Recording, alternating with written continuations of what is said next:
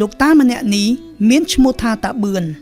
គាត់ជាមនុស្សចូលចិត្តនិយាយមើលងាយអ្នកដទៃរាល់ថ្ងៃ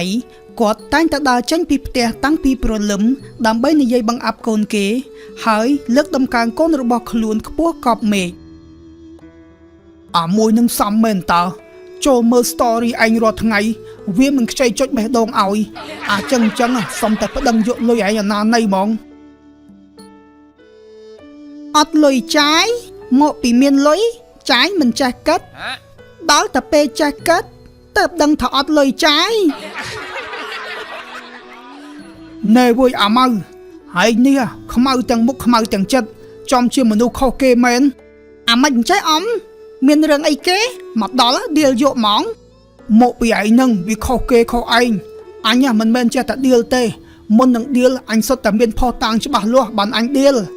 ហើយវាថៃអំមានរឿងអីប្រាប់តិចមើលខ្ញុំធ្វើខុសអីមែនហើយមិនមើលនេះអញខំ share វីដេអូឲ្យសើចគេចុចសាយគ្រប់គ្នាហើយមិនបានឯងចុចមេដៃបាទខ្ញុំមើលអត់សាយផងមិនចុចមេដៃវាមិនដែលទេគេចុចសាយគ្រប់គ្នាហើយគ្រាន់តែចុចមួយដែរទៅវាងាប់មែនតែសំខាន់ខ្ញុំមើលហើយវាអត់ត្រូវសាយទេអ៊ំបើមើលហើយសើចខ្ញុំចុចហើយខុសគេហ្មងខុសគេឥឡូវមិនបាច់វែងឆ្ងាយទេឆាប់ចុចសាយវិញភ្លាមបើមិនចុចទេដកមេដៃឯងក៏វត្តចោលទៅយ៉ាប់ហ្មងអ៊ំធ្វើដូចអារុកសើចហ្នឹងអស់ចានណាស់អញ្ចឹងហោះនេះខ្ញុំចុចរួចហើយអានឹងបានត្រូវហើយឲ្យចេះមើលគេមើលឯងផងកុំចេញមកខុសគេពេកបើថាមិនដឹងមើលអ្នកណាមើលតែគំរូកូនអញអាទិត្យអានោះវាមានមុខរបររកស៊ីមានលុយរាប់ពាន់ដុល្លារចុះឯងវិញមានអីខ្លះហើយមានអីមានទៅលុយអស់ហ្នឹងយកមកចែកខ្ញុំមែនបានខំនិយាយមិនអមចែកអីលុយគេខំរកចង់ងាប់មកចែកឲ្យអាមនុស្សខ្ជិលដូចឯងយ៉ាងម៉េចអើយបានអីអមអីបន្តិចកូនគាត់ល្អអីបន្តិចកូនគាត់រកលុយបានទៅគេដឹងហើយមិនបាច់មកអួតទេយ៉ាប់មែនអានេះបានហើយអញខ្ជិលនៅជជែកជាមួយឯងទៀតណាយ៉ាប់ហ្មងមួយថ្ងៃបែបអត់ការងារធ្វើទេមើលទៅបានដើរទៅអួតកូនបែបនេះនំអើយនំអើយនំអត់បញ្ចុកមានបងប្អូនពូមីងត្រូវការទិញនំអត់បញ្ចុកទេយីមានអានំអត់បញ្ចុកទៀតវ៉ៃអេមីក្អួយរួចលក់នំអីគេហូយយេ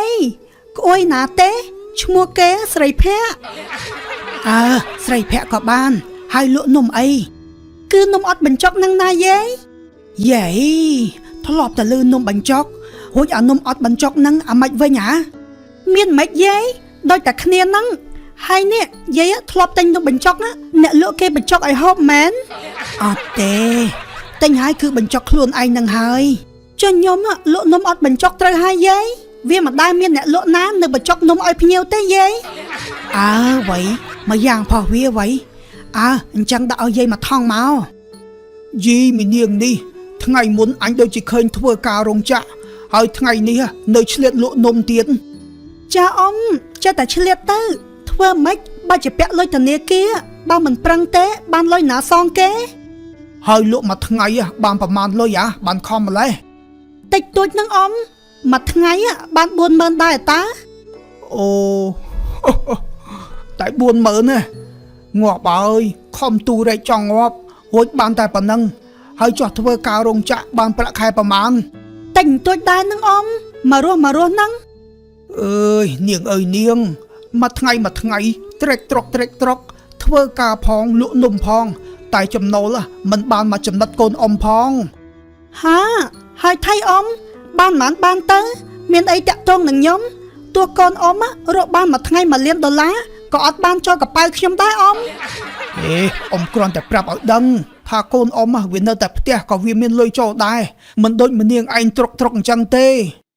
ស្អីទេអ៊ំខ្ញុំអត់បានសួរផងហើយក៏មិនដែលខ្វល់ដែរអ្នកណារកអីបានរកនឹងទៅនំអើយនំអើយនំអត់បញ្ចុកនំអើយនំអត់បញ្ចុកលោកបងហើយទៅណាមកណាហ្នឹងអត់មានទៅណាផងគឺម្លេងអ្នកហ្នឹងហើយនៅផ្ទះអត់មានការងារធ្វើទេបានជាឧស្សាហ៍ម៉េះ មួយថ្ងៃដើរតែកោឡើងពេញភូមិអើយធ្វើអីកូនខ្ញុំវារកលុយបានមួយថ្ងៃរាប់រយរាប់ពាន់រឿងអីវាឲ្យខ្ញុំលំបាកនៅផ្ទះធ្វើការនោះនេះមកពីទំនេរពេកនឹងណាចេះតែដើរទៅអូបើថាទំនេរណាឆ្លៀតពេលទៅរកធរអាខ្លះទៅណែអើយធរអីនេះខ្ញុំមិនទាន់ដល់អាយុដែលត្រូវចេះធរអាទេហើយចុះអាដូងកូនអ្នកវាទៅណាក្រែងវាទៅតែមកពីភ្នំពេញអីវាមិននៅទេណែ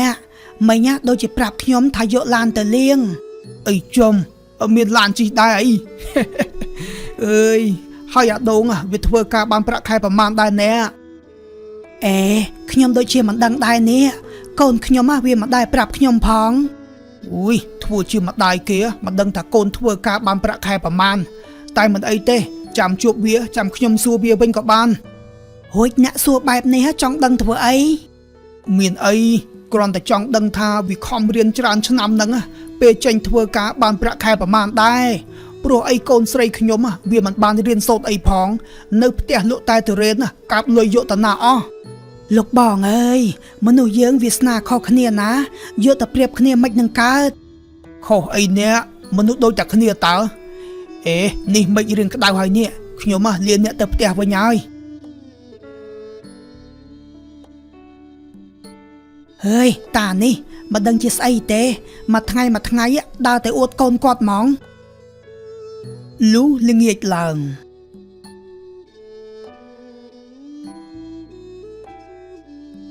Hello ស្រីនាថហាបងដោហើយនេះបងទៅមកពីភ្នំពេញមែនទេអូបងទៅមកព្រឹកមិញហ្នឹងណាហើយនេះនាថលក់តរេនយូរនៅទៅលក់ដែរនឹងបងតែមិនសូវដាច់ប្រមាណទេដោយសារតែឥឡូវអ្នកទិញគាត់មិនសូវមានលុយជុំអាដូតើនេះអីយើស្លៀកពាក់ស្អាតបាតតានេះហូចមករកទិញតរេនមិនមែនក្មួយបាទអ៊ំខ្ញុំគិតថារកទិញ2គីឡូឲ្យម៉ែគាត់ពិសាងាប់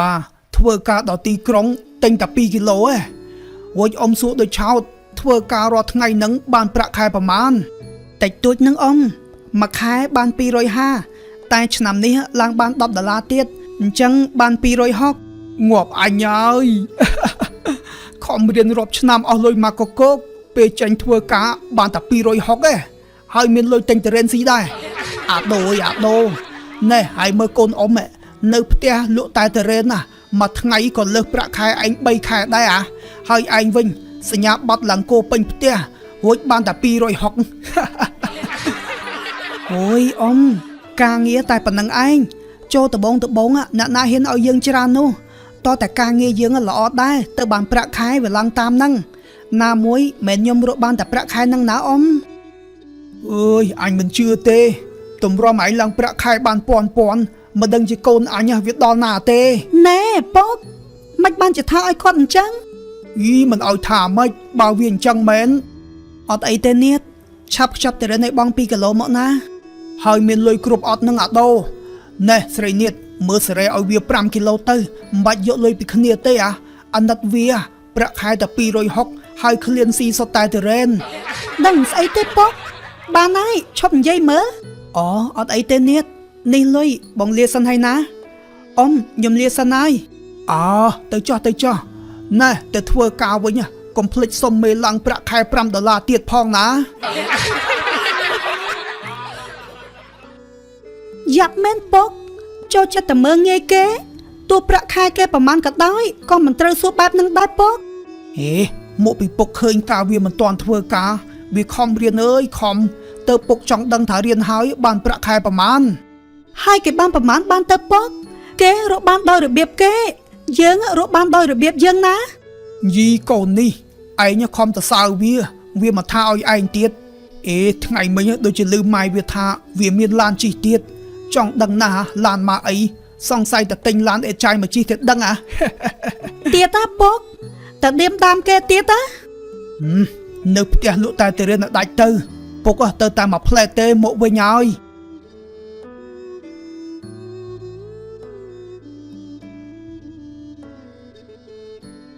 ណែកូនហើយតាបឿនគាត់មានសួរនាំអីអញឬអត់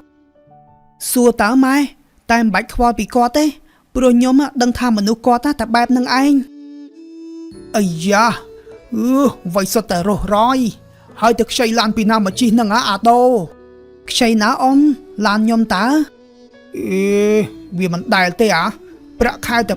260មានលុយអាណាជីដល់រស់រយបើមែនណាក៏បងរំលោះគេដែរអត់ទេអ៊ំឡានហ្នឹងខ្ញុំទិញដាច់អត់មានបងរំលោះទេហើយប្រាក់ខែដែលខ្ញុំប្រាប់អ៊ំហ្នឹងគ្រាន់តែជាប្រាក់ខែគោលតើអ៊ំប្រាក់ខែគោលអាម៉េចហើយជាតថាធ្វើមើលទៅអ៊ំមិនដឹងប្រាក់ខែគោល260តែខ្ញុំមិនរកលុយបានតែប្រាក់ខែគោលហ្នឹងណាប្រាក់ចំណេញភាគហ៊ុនក្រុមហ៊ុនប្រាក់ឧបត្ថម្ភប្រាក់លើកទឹកចិត្តពេលដែលក្រុមហ៊ុនរកស៊ីចំណេញនៅមានច្រើនទៀតតែខ្ញុំមិនចូលចិត្តប្រាប់គេទេអ៊ំជុំគូសំផុសវាវៃអញស្មានតែបាន260តាមពិតច្រើនតើតាបឿនឯងនេះឲ្យល្មមបានហើយកុំទំនេរពេកមួយថ្ងៃដើរតែបង្អាប់អ្នកនេះបង្អាប់អ្នកនោះអួតតែកូនខ្លួនឯងហើយធ្វើអញ្ចឹងធ្វើអីតាមានអីអ្នកទំនេរពេកមិនដឹងធ្វើអីមានតែដើរនិយាយអញ្ចឹងទៅអាក្មួយកូនអ៊ំវានៅទំនេរអត់ទាន់មានអ្នកយកទេអាក្មួយឯងចាប់អារម្មណ៍ឬអត់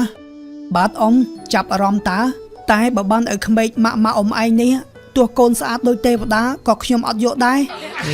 អ៊ំដឹងខុសហើយអានេះទៅសេរីយកកូនអ៊ំហ្មងទៅណាយកអីគេអ៊ំខ្ញុំមានគូតែដឹងហើយហ្នឹងចប់បាត់ហើយអញ្ចឹងមិនអីទេមេឃដូចជាបើកថ្ងៃក្តៅអ្វីអ៊ំសុំលាសិនហើយណាមេឃក្តៅណាទេអ៊ំនេះល្ងាចម៉ោង6ហើយហ្នឹងតែមិនអីទេអ៊ំទៅចុះណាអ៊ំទៅហើយអញ្ចឹងហើយយ៉ាប់តាហ្នឹងណាអត់កាយចរិតមែនអារឿងមើងងាយគេហ្នឹងមិនអីទេម៉ែស្រេចតែគាត់ទៅកុំខ្វល់ពីគាត់អីសំខាន់មានតែខ្លួនយើងទេដែលដឹងច្បាស់នោះ